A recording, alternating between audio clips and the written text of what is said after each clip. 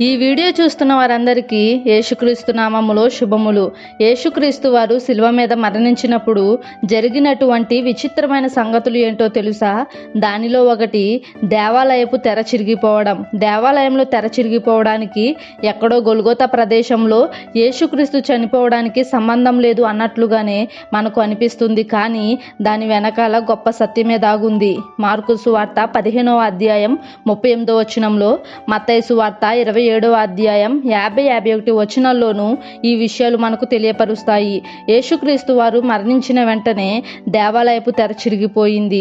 అదే వాక్యంలో విషయాన్ని చూస్తే మత్తయి సువార్తలో మనం గమనిస్తే యేసు బిగ్గరగా కేకవేసి ప్రాణం విడిచినప్పుడు దేవాలయపు తెర పైనుంచి క్రింది వరకు రెండుగా చినిగను అని. ఈ వాక్యాన్ని జాగ్రత్తగా పరిశీలిస్తే చిట్ట చివరిగా ఆయన 7వ మాట చెబుతూ, తండ్రి, నా ఆత్మను నీ చేతికి అప్పగిస్తున్నాను అని పలికి ప్రాణాన్ని విడిచిపెట్టేశారు. ఎందుకంటే ఆయన ప్రాణం ఎవ్వరూ తీయలేరు. దేవుని చిత్తం కోసం, ప్రజల కోసం ఆయనే తన ప్రాణాన్ని విడిచారు. ఆయన చనిపోయిన వెంటనే దేవాలయంలో ఈ సంగతి జరిగింది. దేవాలయంలో పరిశుద్ధ స్థలం, అతి పరిశుద్ధ స్థలం అనేవి ఉంటాయి. పరిశుద్ధ స్థలానికి, అతి పరిశుద్ధ స్థలానికి మధ్య ఈ తెర ఉంటుంది. అవి సర్వసాధారణమైనటువంటివి కావు.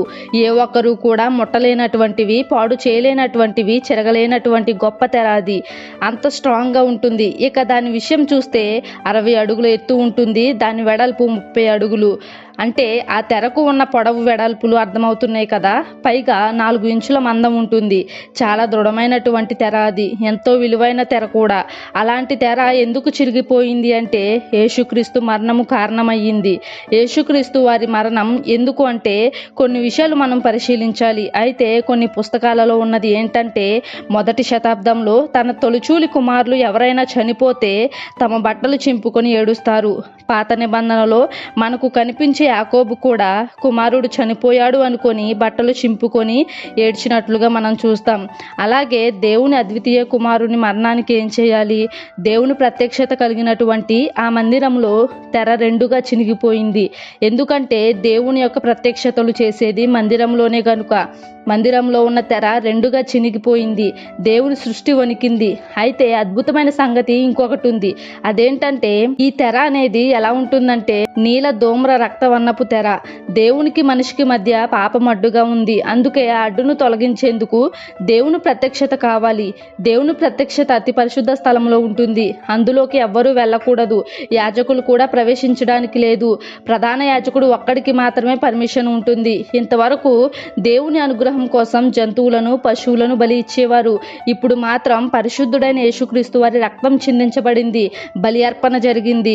ఆ సంఘటన దేవునికి దగ్గర చేసింది. అడ్డుగా ఉన్న తెర ఇంక అవసరం లేదు. అందుకే తెర చిరిగిపోయింది. ఇప్పుడు దేవుని ప్రత్యక్షత బహిర్గతం అవుతుంది. దేవుని యొక్క ప్రత్యక్షత దేవాలయంలో కాదు, ఇప్పుడు ప్రజల మధ్యకు వచ్చేసింది. దేవుని మహిమ ప్రజల ముందుకు వచ్చేసింది. యెరూషలేం దేవాలయంలోకి ప్రతి సంవత్సరం వెళ్ళాలి, పరిహారం చెల్లించాలి, బలులు అర్పించాలి. ఆచారాలన్నీ కూడా ఇప్పుడు కొట్టివేయబడ్డాయి. ఇప్పుడు దేవుని ప్రత్యక్షత దేవాలయంలో కాదు, డైరెక్ట్గా దేవుడే. దాని మార్గమే క్రీస్తు. క్రీస్తు మరణం ద్వారా ఆ తెర చినిగిపోయింది. ఇప్పుడు దేవునికి మనకి అడ్డుగా ఏ తెర లేదు. ఏ యాజకులు, ప్రధాన యాజకులు లేరు. దేవుని మహిమ భూమంతా నిండుకొని ఉంది. దేవుని రక్షణ ప్రారంభమైంది. దేవుని రాజ్యం ప్రకటించబడుతుంది. ఇవన్నీ కూడా తెర వెనుక దాగి ఉన్న సంగతులు. యేసు మరణించగానే ఆ తెర ఎందుకు చినిగిందో అర్థమైంది కదా. దీని నుంచి మనం నేర్చుకోవాల్సిన విషయం ఏమిటంటే దేవునికి మనకు ఏది అడ్డుగా లేదు, ఎప్పటికీ రాదు.